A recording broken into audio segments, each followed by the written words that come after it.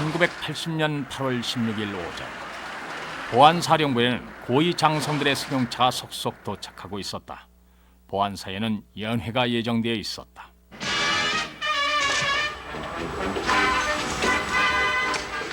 전두환 보안사령관의 대장 진급 축하 연회였다. 12.12를 주도할 당시 소장이었던 그가 불과 8개월 만에 육군의 최고 계급장을 딴 것이다.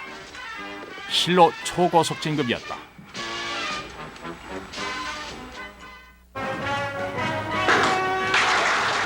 이날의 연회는 그가 그럴 수 있을 만큼 초법적인 권력을 누리고 있음을 여실히 보여주는 자리였다.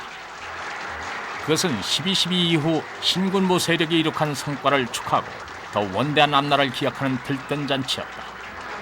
그래서 누구라도 오늘 여러분들을 초청합니다. 내가 이러한 뜻에서 진심으로 여러분들에게 감사를 드리는 동시에 앞으로 우리가 해야 할 우리 앞에 가야 놓고 있는 산적되어 있는 일들이 많이 있습니다. 그거는 이 자리에서 설명을 드리지 않더라도 여러분들이 더 잘 알고 있는 내용이기 때문에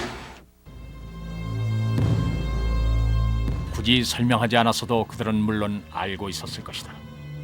전두환 대장은 이날로부터 보름 후 전역식을 갖고 그 사흘 후인 8월 25일 11대 대통령 후보로 등록했다.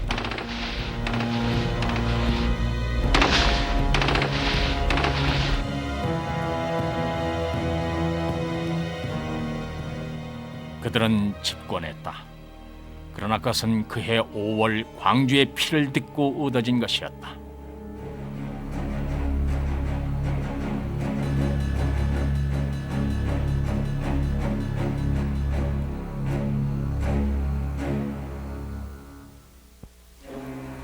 (5월 21일) 낮 1시 젊고 사랑스러웠던 한 여인은 남편 마중을 나갔다가 계엄군의 총에 맞아 숨졌다.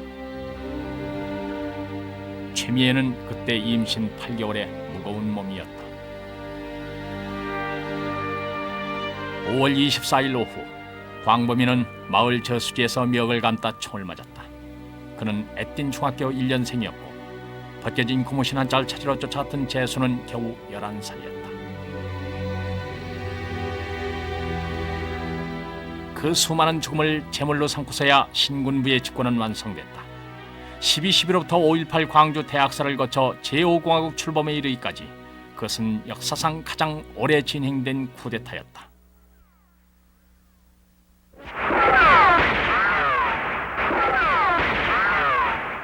은연자동하던 근본은 드디어 오늘 아침 비명을 한국 현대 정치사에서 쿠데타의 악순환을 불러온 첫 단추는 5.16이었다. 한국을 국시의 제1위로 삼고 지금까지 형식적이고 구호에만 그친 4.19가 일어난 이듬해였다.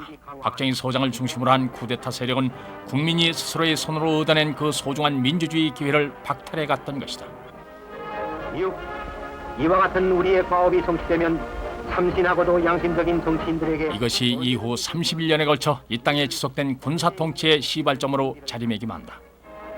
5.16의 정권 탈취 과정은 하나의 모범 답안이 됐던 것이다.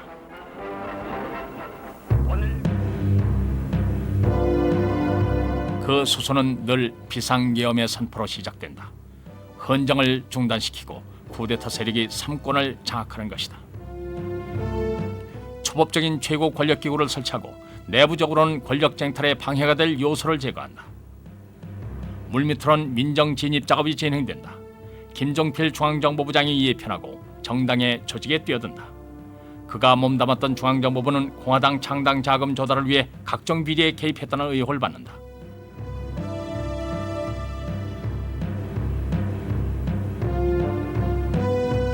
민정에 참여하지 않겠다는 약속은 번복된다.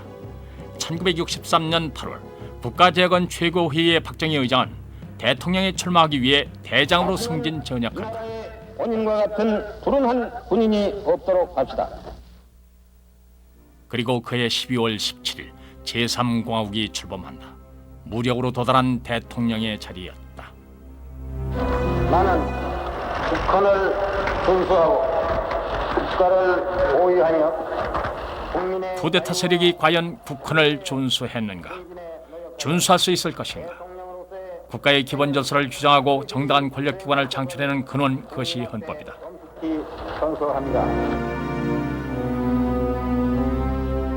쿠데타는 그 헌정을 중단시키고 권력을 탈취하는 것이다. 법의 논리가 아니라 힘의 논리로 탈취한 모든 권력은 그러므로 헌법 앞에서 스스로 그 정당성을 주장할 근거가 없다.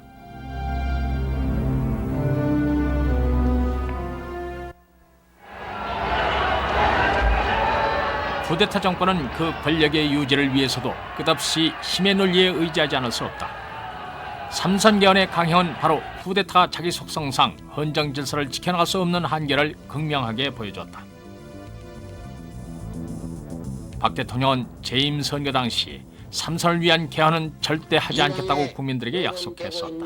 개헌 문제를 통해서 나와 이 정부에 대한 신임을 묻는다. 야당의 강력한 반발에 부딪힌 박 정권은 여당 의원들만 모아놓고 삼선 개헌안을 변칙 통과시켜버렸다. 박 대통령은 삼선 개헌에도 만족하지 않았다.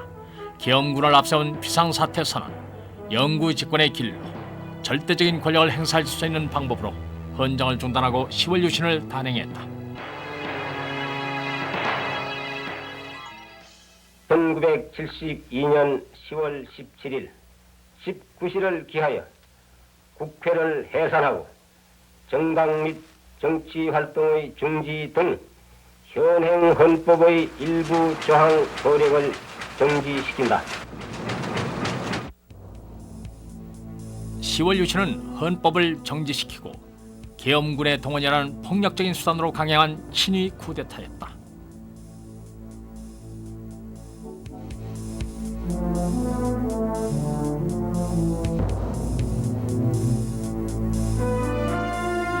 밤지 세우고 불림마다 맺힌 진주보다 더 고운 아침 이슬처럼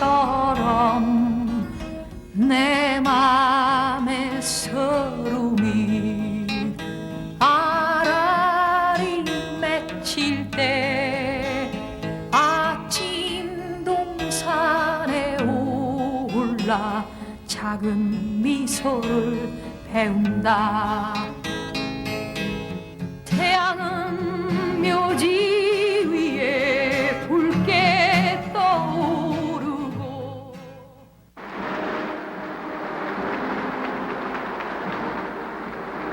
온 국민의 기대 속에 공인주체 국민회의가 역사적으로 열립니다. 여기는 장충체육관입니다. 1973년 가을로 접어들면서 시작된 학생, 제야, 지신 등의 유신 반대 움직임은 점체로 수그러들 줄 몰랐다. 이때 불붙기 시작한 개헌 청원 서명 운동은 일주일 만에 30만 명이 참여하는 등 국민들의 호응도 대단했다. 대통령 긴급조치 제1호 1. 대한민국 헌법을 부정, 반대, 왜곡 또는 비방하는 일제의 행위를 금한다. 이 조치에 위반한 자와 이 조치를 비방한 자는 법관의 영장 없이 체포, 구속, 압수, 수색하며 15년 이하의 징역에 처한다. 유신에 반대하는 학생과 지식인들은 무조건 구속됐다. 당시 민청학년의 학생 배우로 지목된 이철에게는 사형이 선고됐다. 유신 헌법에 대한 저항이 거세지면 거세질수록 대응 수단도 더욱 포압적으로 변해갔다. 특히 언론에 대해서는 더욱 가혹했다. 언론 자유를 선언한 일간신문의 무더기 광고 해약 사태란 유례가 없는 언론 탄압이 자행됐다. 유신 정권이 긴급조치의 벼랑 끝으로 치달을 무렵 바로 우리가 주목해봐야 할 사건이 일어난다. 윤필용 사건. 수도경비 사령관인 윤필용 장군의 갑작스러운 구속 사건은 국민들을 어리둥절하게 만들었다. 박정희 대통령의 이후를 거론한 것이 문제가 된 이 사건은 윤필용 장군과 장교 10명은 횡령, 수뢰, 근무 이탈 등의 죄가 적용돼 처벌된다. 이 사건을 수사하는 과정에서 하나회라는 군내 사조직의 존재가 세상에 알려지게 된다. 하나회는 5.16 쿠데타 지지 시위를 주도한 육사 11기생 전두환과 노태우 등이 조직한 사조직이다. 이 시위로 그들은 박정희 소장의 관심을 끌게 된다.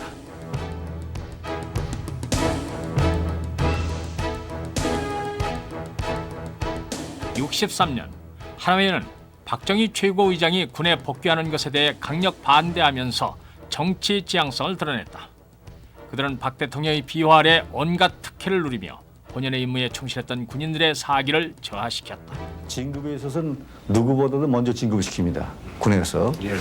예를 들면 사관학교 일개기 졸업자가 230명 내지 어떤 280명 정도 올라가는데 일개기에서 중령으로 진급할 때, 대령을 진급할 때 많아서 15, 16명, 20명 이렇게 진급합니다. 그때 이 하나회 조직에 있는 사람은 전원이 됩니다. 보직은 수도권 내에서 중요한 보직이라는 것은 독차지합니다. 그 중에서 대통령실 경호실의 상황실장, 수도경비사 작전참모, 수도경비사 대대장, 보안사 중요한 보직. 특히 더 중요한 것은 뭐냐면 육군본부의 보직 책임장교, 또 육군본부의 진급 책임장교, 구사단의 요직, 1사단의 요직, 또 특전사의 요직, 35, 6개의 이 중요 보직은 거의 25년 동안 이 사람 독차지해 왔습니다만은 특히 전두환은 박 대통령의 양아들이란 소문이 돌 만큼 대통령은 물론 그 가족과도 친밀해 하나회에서 그의 입지는 절대적이었다.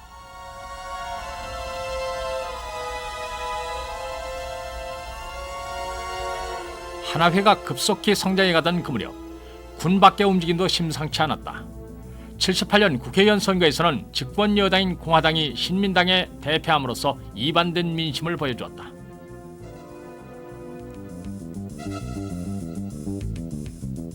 그동안 유신 독재 정권 하에서도 불평 없이 열심히 일해왔던 근로자들도 제 목소리를 높여왔다. 당시 YH 사건은 여공들이 신민당사에서 농성을 벌임으로써 유신 정권과 야당의 극한 대결로 치닫게 만든 사건이었다.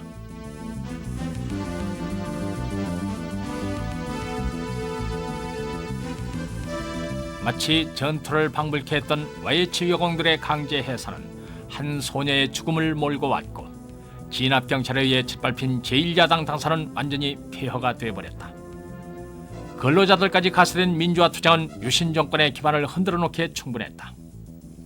살인정치를 감행한 이 정권은 실험도 멀리 안 하고 반드시 쓰러질 것이다.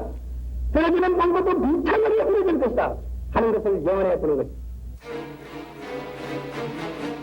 유신 정권은 신민당을 중심으로 민주 세력이 결집되는 것을 막기 위해 갖은 탄압을 자행했다. 마침내는 의원직 제명 처분이란 초강수를 둔다.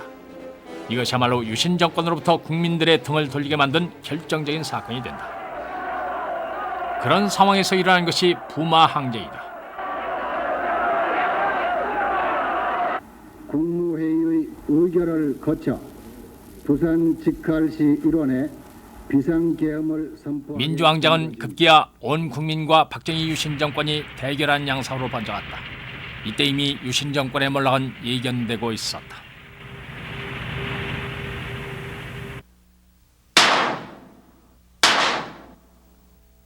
(5.16) 쿠데타, 그리고 10월 유신이라는 이름의 제2 쿠데타. 그 18년 동안 법질서는 무너졌고 사람들은 불법으로 잉태된 정권이 결국은 폭력적일 수밖에 없다는 사실을 값비싼 희생을 치르며 깨달았다. 김재규가 은연중 계가에 자행된 범행이었음이 수사 결과 드러났다.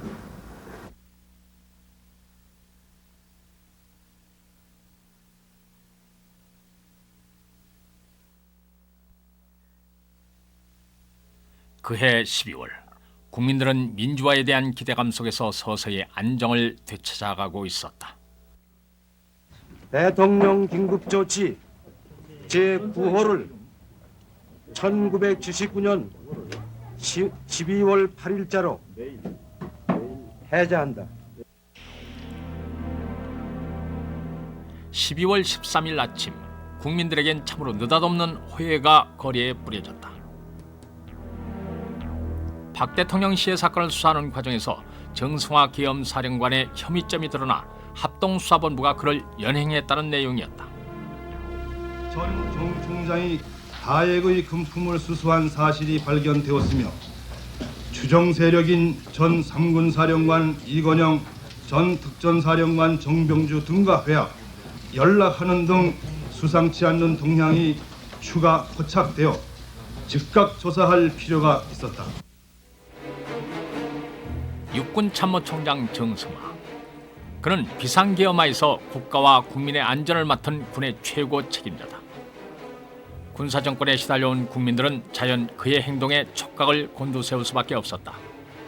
그런 계엄사령관이 합수부에 연행됐다는 것은 무엇을 시사하는가? 12.12 그 하룻밤 사이에 합수부 측에 의한 군사 쿠데타가 감행됐음을 당시 국민들은 알 수가 없었다. 계엄사령관인 정승화 대장, 합수본부장인 전두환 소장. 그 두 사람은 그해 12월 이미 서로를 용납하기 어려운 상대가 돼 있었다. 정승화 총장은 기회 있을 때마다 군의 정치 불개입을 선언하고 법 절차를 강조하는 비교적 온건한 원칙주의자였다. 그런 그에게 전두환 소장은 정치 성향이 강한 인물로 보여졌다. 때문에 그는 전두환 합수본부장의 보직을 바꿀 생각을 하고 있었다고 한다. 전두환 소장. 그는 군의 정치적 영향력을 지금보다 확대해야 한다는 남다른 의욕을 보이고 있었다. 그는 군 내부 사조직 하나회의 중심 인물이다. 합수부 측은 12.12 사건을 지금껏 시해 사건의 수사 과정에서 발생한 우발적인 사건이라고 주장하고 있다. 그때 시해 사건에 대한 수사권은 대통령의 사정 결재를 받지 않아도 되는 합수부장의 포괄적인 고유 권한이었습니다. 대통령 시해 사건의 수사를 맡은 책임자가 그 사건의 용의선상에 있는 사람을 수사하는 데 있어서 하극상이라는 용어는 땅치도 않습니다. 비록 용의를 벗었다. 과연 12.12 사건은 어떻게 성격지어야 하는가? 검찰 수사는 12.12를 군의 지휘체계를 무시했으며 치밀한 계획하에 움직인 군사 반란으로 결론 내리고 있다. 정 총장의 연행은 대통령의 재가 없이 시작됐다. 전두환 소장이 대통령의 재가를 요청하고 있었을 때 그들의 병력은 이미 총장 공간을 무력 장악하고 있었다.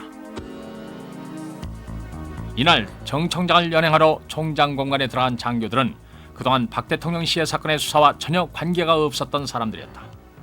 이들은 모두 하나회의 핵심 장교들로 전두환 소장의 개인적 지시에 의해 움직인 것이다.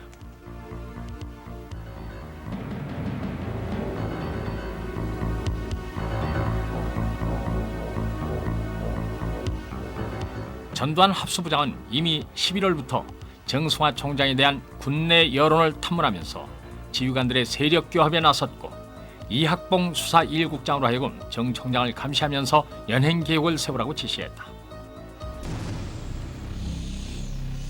합수부 측의 사전 모의는 어떻게 이루어졌는가? 전두환 합수부장은 이미 11월 중순부터 유학성 국방부 군수차관부, 황영시 1군단장, 차규헌 수도군단장 등과 접촉해왔다. 이들은 군내 하나회 후원 세력이다.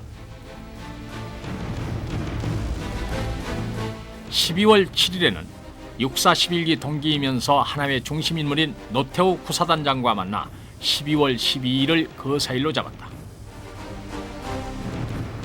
그리고 만약에 사태에 대비해 거사 당일날 병력 출동이 가능한 특전사 이하에 박희도, 최세창, 장기호 준장을 경복궁 수도경비사령부 30경비단장실에 대기시켰다. 이들 모두 하나회 핵심 멤버들이다. 여기 이제 여기 집 안에 18시 30분에 안내된 것이 저 연희동 서울에서 굉장히 멀리 떨어진 데가 간판도 없는 개인인데 그때 뭐 인간집 비슷한데 거기 이제 갔는데 가니까 이제 전두환 장군은 육군만부에 들렸다가 그 다음에 6시에 청와대에 들렸다. 그렇게 얘기를 하고 안 와서 이제 너희들이 거기서 1시간 반 정도 한 8시까지 술을 먹자니까 술을 막 기다려 했죠. 누구누구 저 장장원하고 누구하고? 흥병조하고 헌병감하고요. 그러니까 이제 헌병감이 터 너희들이 총장님 피습당한 것 같다. 총장님 뭐라고? 총장님이 피습당한 것 같다. 12.12 사건이 벌어지던 날 밤 보안사의 통신망은 육번과 주요 부대의 움직임을 면밀히 체크하고 있었다. 때문에 육군 지휘부가 병력을 동원할 수 없는 입장이라든가 고립된 상태에 처했음을 누구보다도 합수부 측이 더 잘 알고 있었다. 그럼에도 합수부 측 장성들은 필요한 경우 병력을 동원해 사태를 장악한다는 결정 아래 그날 밤 9시경 출동 준비 지시를 내렸다. 이 점에 대해 합수부 측은 정 총장 계열의 지휘관들이 먼저 구공수여단 병력을 출동시켜 부득이 자신들의 병력을 동원할 수밖에 없었다고 주장하고 있다. 그러나 검찰 수사 결과 그것은 사실과 전혀 다르다는 게 밝혀졌다. 육번 측이 구공수여단을 출동시킨 것은 전두환 합수부장이 지시에 따라 10수여단이 출동하고 난 다음 3시간 후 새벽 0시 5분쯤의 일이다. 10수여단의 작전 보고서에도 여단장으로부터 출동 명령을 받은 것이 9시 45분으로 기록돼 있다. 육군 지휘부의 모든 행동은 전화 감청이라든가 기타 여러 가지 방법을 통해서 손바닥을 들여다보듯이 훤히 파악을 하고 있었죠. 그래서 육군본부가 병력을 동원할 수 없는 입장이라든가 그 고립된 상태를 누구보다도 확실하게 파악하고 있는 그런 입장에서 전후방에 병력을 동원했다는 것은 국가의 위기를 아랑곳 하지 않는 명백히 이것은 군사 반란이고 설사 육군본부가 병력을 출동했다 해도 그게 대항해서 병력을 출동한 것은 어떠한 명분으로서도 그것은 정당화할 수가 없는 겁니다. 최세창 3공수여단장은 특전사령관을 체포하라는 전두환 합수본부장의 지시에 따라 휘하부대인 박정규 중령을 시켜 새벽 0시를 기해 특전사령부에 난입한다.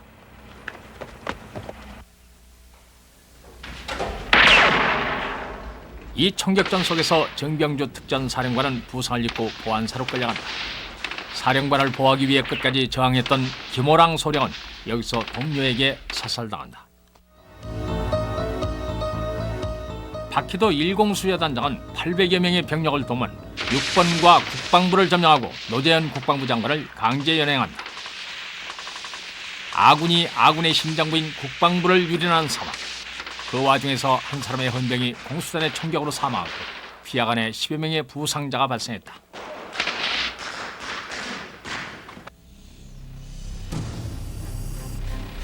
새벽 2시에는 장기호 준장의 5공수와 최세창 준장의 3공수여단이 각각 효창운동장과 경복궁에 도착했다.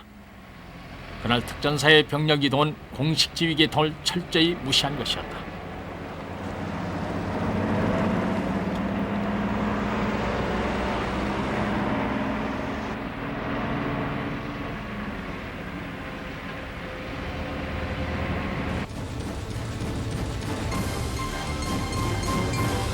박희모 34단장은 합수부 측의 협조 요청에 따라 6번 측의 지시를 거부하고 합수부 측의 반란 군대를 저지하지 않았다. 그런 후 1100명 규모의 90년대 병력을 출동시켜 고려대학교에 진주한다. 이날 신군부 측의 병력 이동 가운데 우리가 주목할 것은 노태우 소장의 구사단 병력 이동이다. 노태우 소장의 구사단과 황영시 중장의 2기갑여단은 1300여 명 병력을 출동시켜 중앙청을 점령한다. 구사단과 이 기갑여단은 서부전선 방어의 핵심 부대로 한미연합사령관의 작전 명령 없이는 움직일 수 없는 부대였다. 이들은 평소 국가안보를 입버릇처럼 말하던 사람들이었다. 이렇게 합수부 측은 군 지휘 체계를 무시하고 병력을 출동시키면서 6번 지휘본부에 계속 출동을 부인한 거짓 보고를 올렸다. 안 돼. 근데 지금 30년대에 어디 출동한다고 그러는데 어디서 출동명이 내려갔는가? 예? 구사단 30년대 어디 출동하는 모양인데 어디 출동시키는가? 연대 출동 안 합니다. 근데 뭐 출동한다고 그러는데 무슨 소리야? 연대가 말입니까? 연대 출동 안 합니다. 지금 부산 30년대장이 저 삼성까지 출동한다고 전화가 왔는데 연대 출동 안 합니다.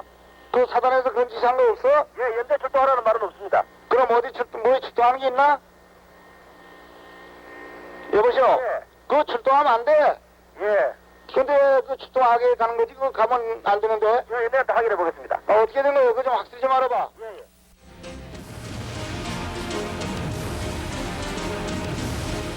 합수부 측 동원 부대들이 속속 목표를 점령해 나가면서 대세는 기울고 있었다. 13일 새벽 3시 40분 수경사령관 장태환 소장이 체포되면서 이날의 쿠데타는 결국 성공하고 만다.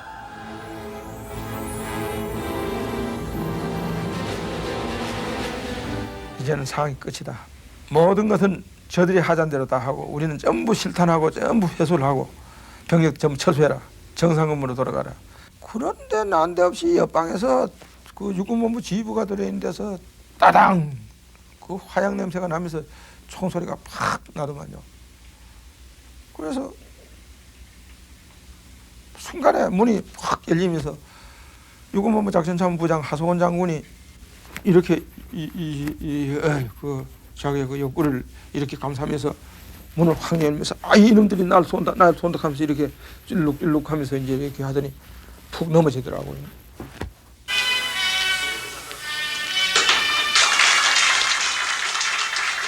(12월 13일) 아침이 밝아오면서 합수부 측 장성들은 승자처럼 보였다.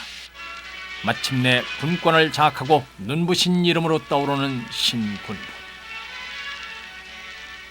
그러나 15년 후 역사는 그들이 반란군이었다는 결론을 내리고 있다. 정성화 계엄 사령관의 연행은 대통령이나 국방부 장관의 사전 제거를 받지 않은 채 진행됐다. 계엄화 지휘관들의 근무지 이탈, 지휘 계통을 무시한 병력 동원, 직속상관에 대한 총격과 체포 등 그들은 더 이상 국가와 국민의 이름으로 권위가 부여되는 신성한 군인이 아니었다.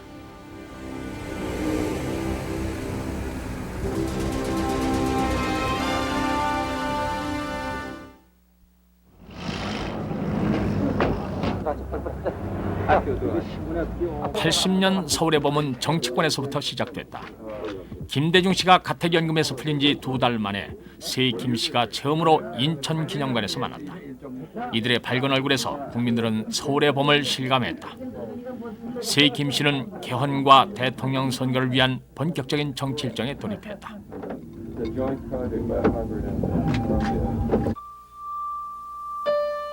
긴급조치로 제적됐던 학생들이 돌아오고 해직 교수들이 복직되면서 학원가에도 봄이 찾아왔다. 개강과 함께 각 대학에는 학생회와 평교수회가 부활됐다.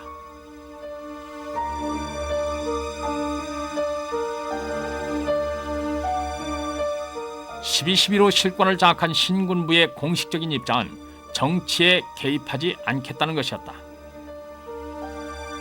그러나 서울의 봄 이면에서 전두환 보안사령관은 집권 의도를 구체화시키고 있었다.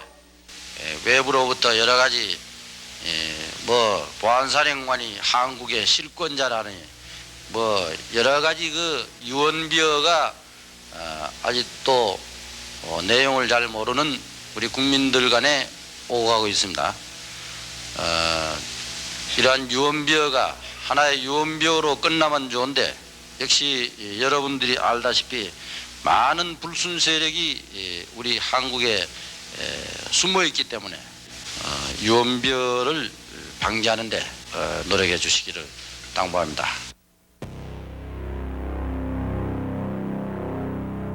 실권자로서의 모습을 숨긴 채 전두환 보안사령관은 집권 시나리오를 치밀하게 진행시켰다.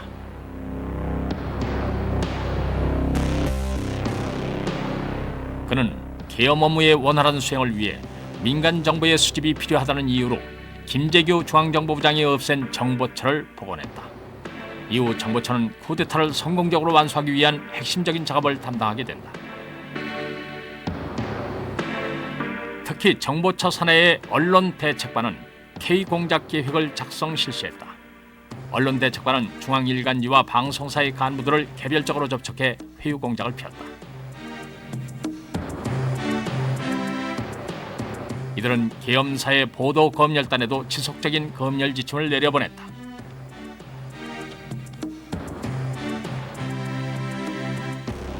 검열의 방향은 새 김씨의 정치 활동을 구태의 연한 정치 작태로 비치게 하고 학생운동과 노동자들의 요구를 폭력과 혼란에 초점을 맞추는 것이었다.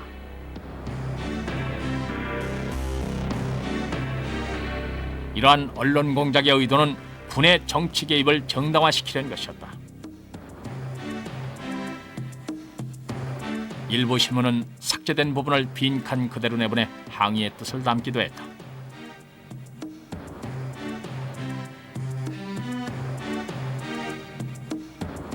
한편 일부의 반대에도 불구하고 4월 14일 전두환 보안사령관은 중앙정보부장 자리에 취임한다. 보안사령관과 중정부장의 겸임으로 전두환은 군과 민 양편의 정보를 장악했다. 이로써 전두환은 정치의 전면에 등장했다.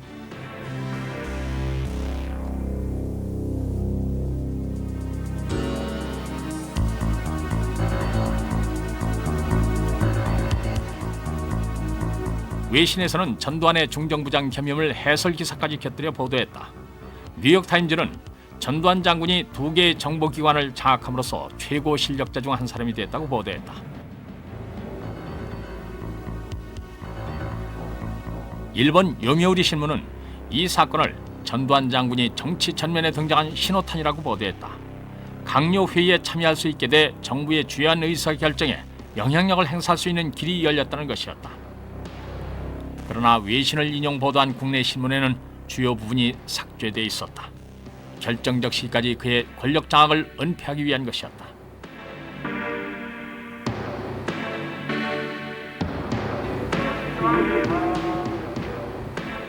이때를 기점으로 학생운동은 계엄령 해제와 전두환 퇴진을 내걸고 본격적인 정치 투쟁에 나서게 되었다.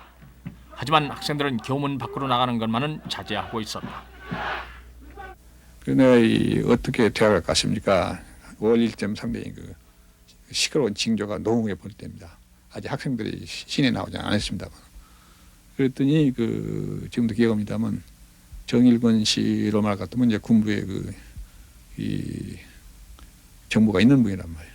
근데 언제 오십니까? 그래서 제가 한 20일 내에 한 달 있을 겁니다. 그랬더니 그때까지는 세상이 달라질 겁니다. 어떻게 달라집니까? 20일경에 그 김재규 씨가 처형됩니다. 박 대통령 시해범이죠. 그러면은 학생의 제 들고 일어날 겁니다. 그걸 계기로 반격을 취할 겁니다. 예. 그리고 그렇게 결과는 최 대통령 체제를 그냥 끌고 가면서 집권은 자기들이 주느냐, 헌법을 그렇게 조작하느냐. 안 그러면은 아예 처음부터 권력을 잡아버린다. 그렇게 그 내부에서 자기들에게 상당히 의논하고 있는 것 같다. 그러면서 자기 판단으로서는 후자일 거다. 직접 집권할 거다. 그러면서 그 박주관 돌아갈 때까지는 세상이 달려있을 게요.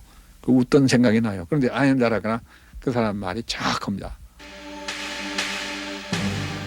안개 정국 속에서 추기화 대통령은 5월 10일 중동 방문을 위해 출국한다. 이 무렵 보안사 정보처는 전두환 보안사령관의 지시로 이른바 시국 수습 방안을 확정했다. 비상계엄 전국 확대, 비상기구 설치, 주요 인사들의 정치활동 규제 등 헌정질서를 뒤흔들 중대한 사안을 신군부는 대통령의 재가도 없이 미리 결정해 놓고 있었다.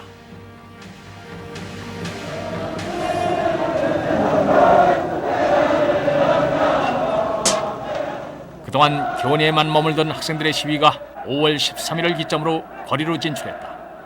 학생들의 시위는 점점 더 확대됐고 15일 서울역 광장에는 10만의 학생들이 집결했다.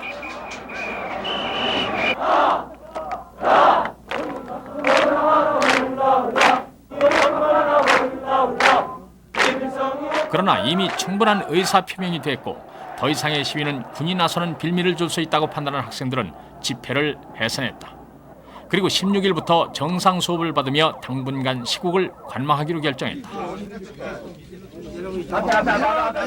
한편 두 김 씨는 비상계엄 해제에 대한 정부의 답변이 없으면 전국적인 투쟁을 전개하겠다고 밝혔다. 기자협회 역시 20일부터 보도 검열 거부를 결의하고 공화신민양당은 20일 임시국회를 열어 계엄 해제를 논의하기로 합의했다.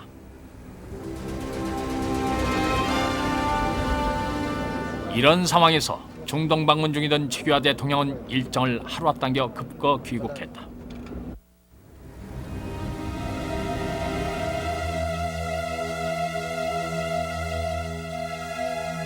(20일) 전까지 상황을 꺼내야 한다는 긴박감에 몰린 신군부는 5월 17일 아침 전군 주요 지휘관 회의를 소집했다. 계엄 확대 등 시국 수습책에 대해 12.12 주도 세력들은 이견이 없었다. 그러나 반대 의사가 없었던 것은 아니다. 당시의 상황은 절대로 그렇게 위급한 상황이 아니었다고 저는 판단이 되었습니다. 국방장관이 회의를 주최하면서 지휘관들에게 일일이 지명을 해서 질문을 했습니다. 어떤 지휘관은 찬성을 하는 발언도 했고 어떤 지휘관은 어물어물 넘어가는 사람도 있었고 저는 아마 한 서너 번째 제가 자진해서 일어났습니다. 비상계엄령이 전국에 확대가 된다고 하면은 12.12 주도 세력들이 완전히 정권을 장악한다고 생각했기 때문에 저는 반대를 했던 것입니다. 전군 주요 지휘관 회의에서 계엄 확대를 결정한 후 전두환 보안사령관은 계엄 확대에 대한 최규하 대통령의 재가를 요구했다. 마지막에 몰린 전두환이 이날 어떤 말과 행동을 했는지 이것은 최규하 전 대통령이 밝혀야 할 몫이다.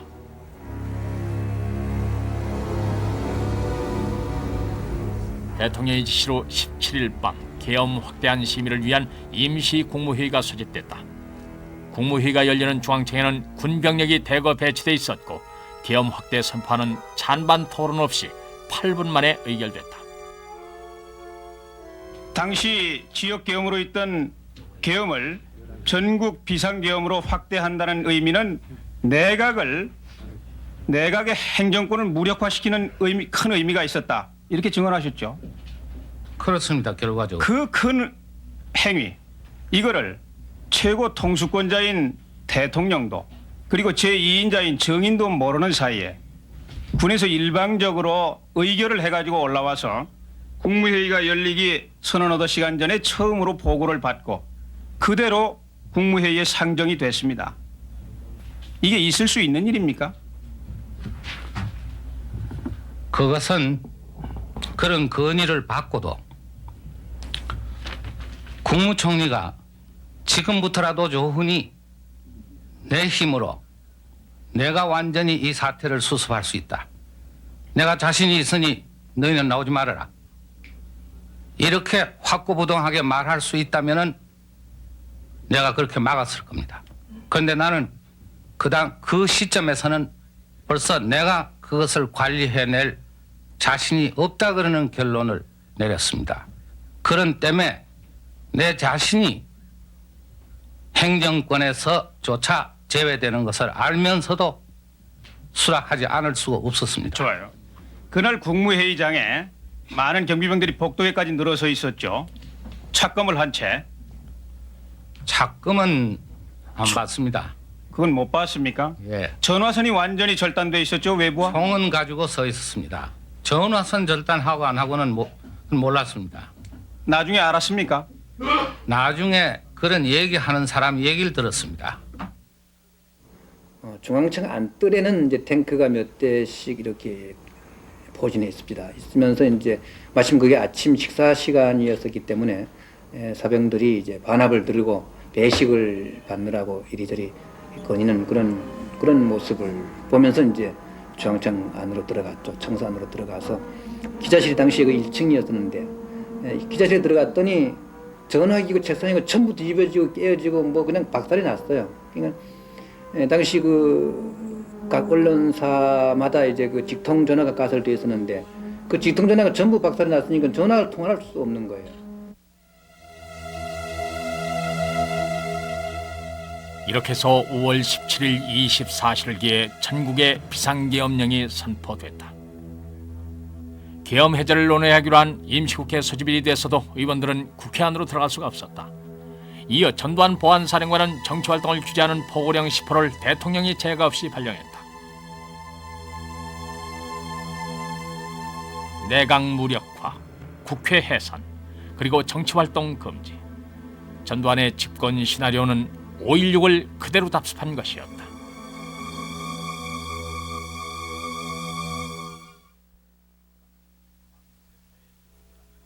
쿠데타의 처절한 끝 광주는 장막 속에 가려져 있었다. 18일 아침 전남대 정문 앞. 계엄 확대로 이날 새벽 진주에 있던 공수부대원들과 휴교령이 내려진 학교에 들어가는 학생들 사이에 충돌이 발생했다. 공수부대원들은 학생들을 심하게 구타했다.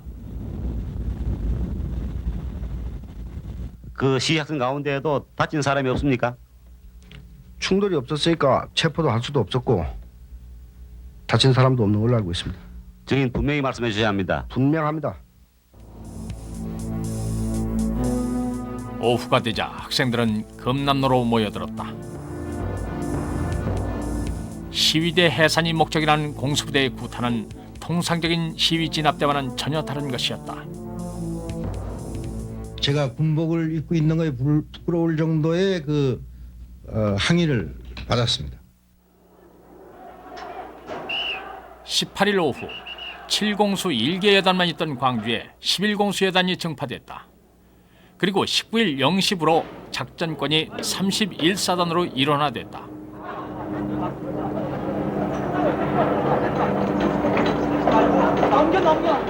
공수부대의 진압은 더욱 가혹해졌다. 이들이 맨 총에는 하나같이 대검이 꽂혀 있었다. 광주 사태 전 기간 중에 대검을 한 번도 사용한 적은 없습니다. 저희 대대는 분명히 그 자리에서 대검을 총에 꽂은 일이 없다는 것을 분명하게 다시 한번 말씀을 드리고, 그러나 수십만의 광주 시민들은 분명히 보았다. 공수부대원들은 대검이 꽂힌 총으로 시민들을 위협했고 많은 사람들이 자상으로 사망했다.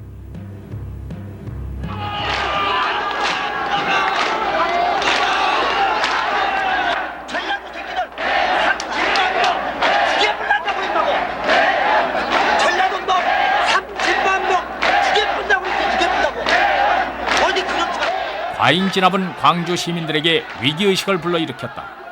그 결과 단순한 학생 시위로 시작된 광주 사태는 시민 항쟁으로 변모했다.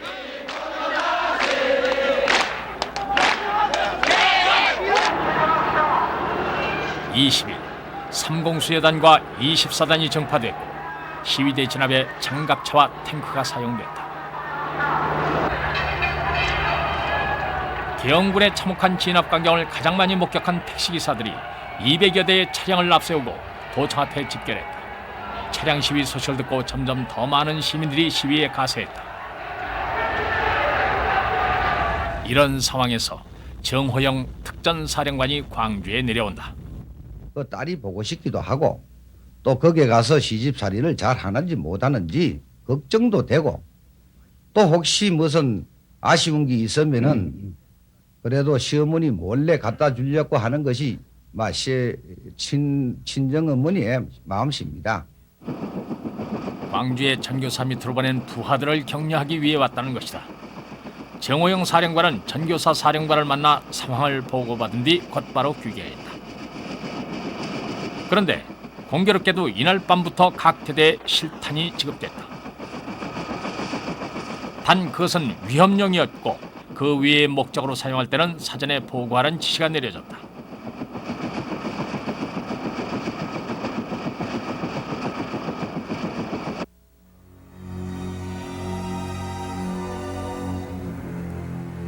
(21일) 오전 도청 앞에서 시위대와 계엄군이 대치하고 있었다. 계엄군은 도청 앞을 최후의 배수진으로 한 채의 물러섬이 없었다.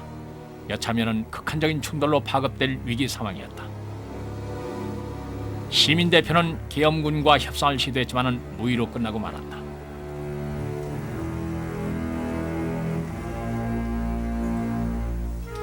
그리고 오후 1시 이곳에서 발포가 있었다. 여고 졸업반이던 한 여학생은 이날 헌혈을 하고 돌아오던 길에 계엄군의 총을 맞고 사망했다. 총을 들지도 시위대에 가담하지도 않은 이 여학생에게 계엄군은 자위권을 발동했다는 것이다.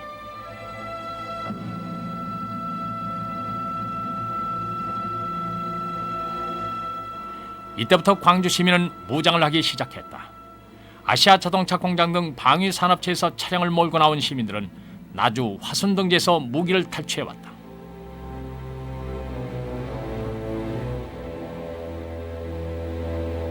총과 실탄, 폭약 등 무기가 시민들에게 분배됐다. 시민들은 계엄군에 대항하기 위해 총을 들었다. 이른바 시민군의 탄생이었다. 광주가 언론에 최초로 보도된 것은 이날 21일 저녁. 그러나 언론은 계엄사의 발표만을 적고 있었다.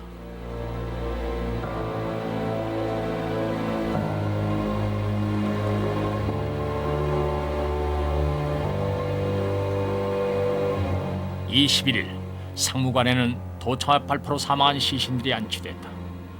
광주 민주화운동으로 무고하게 목숨을 잃은 사람은 모두 241명. 이외에도 실종자가 47명, 부상자가 2천여 명에 이른다.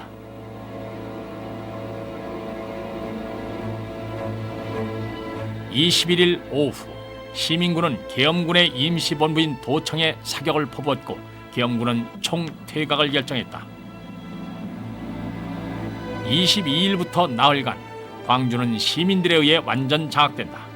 시민들은 대표를 뽑아 수습대책위원회를 만들고 일상생활로 돌아가기 위한 준비 작업을 진행시켰다.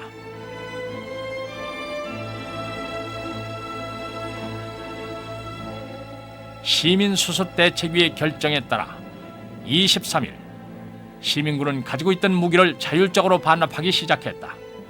이날 전체의 절반에 이르는 무기가 회수됐다.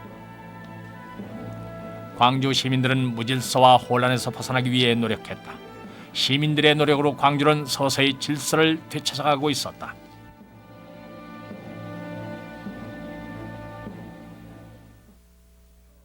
그러나 계엄군은 27일 새벽 광주 시내로 진입, 마지막 진압작전을 개시했다. 어둠 속에서 많은 사람들이 사살됐고 살아남은 사람들은 나리박자 계엄군에게 끌려갔다. 진압작전 개시 4시간 만에 계엄군은 광주 전 지역을 점령했다.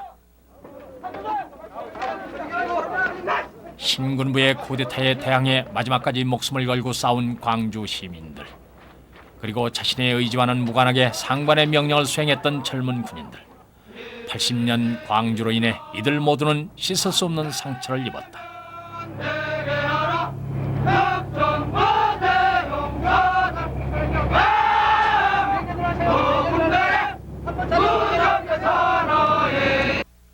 열흘간에 걸친 광주 민주화운동은 이렇게 막을 내렸다. 광주 학살의 책임자는 누구인가? 당시의 지휘체계상으로는 대통령이 국방장관 계엄사령관에게 명령을 내리게 돼 있었다. 그러나 실질적인 명령권을 갖고 있었던 것은 전두환 보안사령관과 노태우 수경사령관, 정호영 특전사령관 등 신군부 핵심이었다.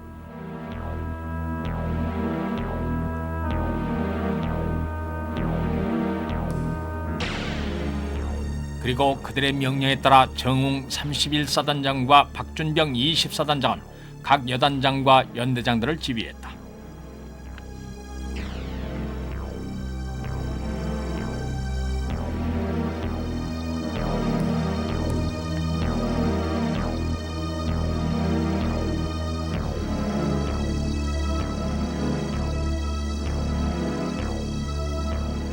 광주를 진압하자마자 전두환 보안사령관은 국가보위 비상대책위원회를 설치했다.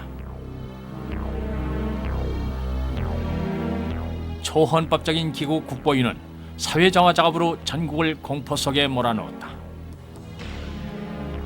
8천여 명의 공무원과 700여 명의 기자가 일터에서 쫓겨나고 3만여 명의 삼청교육대원과 만여 명의 양심수가 영문도 모른 채 무작정 끌려갔다. 기업체를 강제로 뺏긴 사람들은 벙어리 냉가슴을 알아야 했다.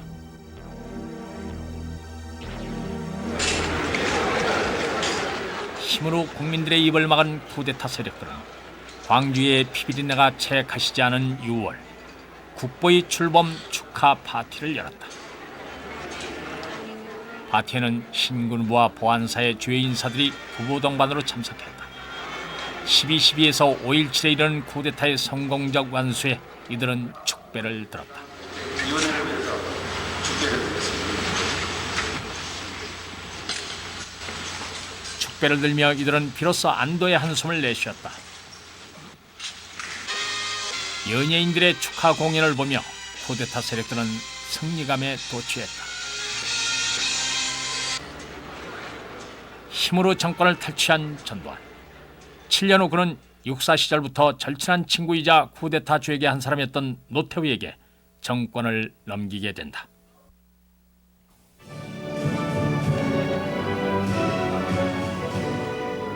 (9월 1일) 전두환은 대통령에 취임한다. 체육관 선거와 대의원 2,525명 중 단 한 표가 무효 처리된 99.9%의 찬성률. 전두환의 대통령 선출은 쿠데타로 정권을 손에 넣은 전임 대통령과 다름이 없었다.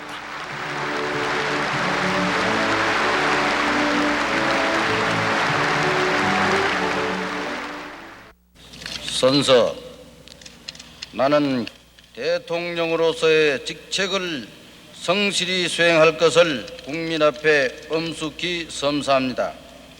선서, 나는 대통령으로서의 직책을 성실히 수행할 것을 국민 앞에 엄숙히 선서합니다.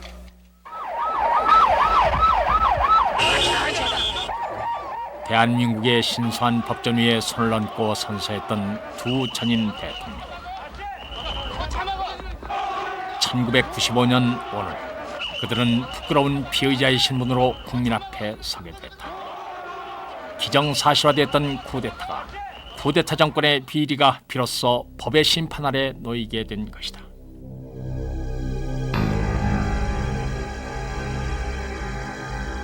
해방 이후 우리 역사는 잘못된 과거를 한 번도 제대로 청산해 본 적이 없었다. 그것이 우리 사회의 가치관을 전도시켜온 주범이었다. 원칙보다 힘이, 정의보다 기회주의가 특세하는 세상을 만들어온 것이다.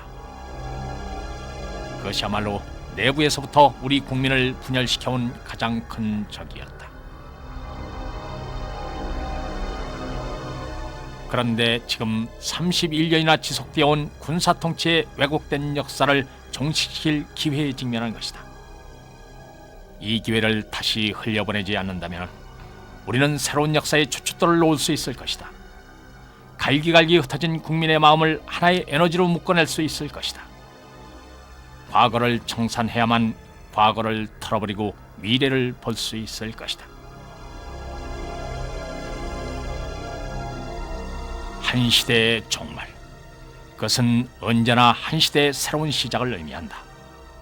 역사의 분수령에 서서 우리는 지금 그것을 희망이라 부른다.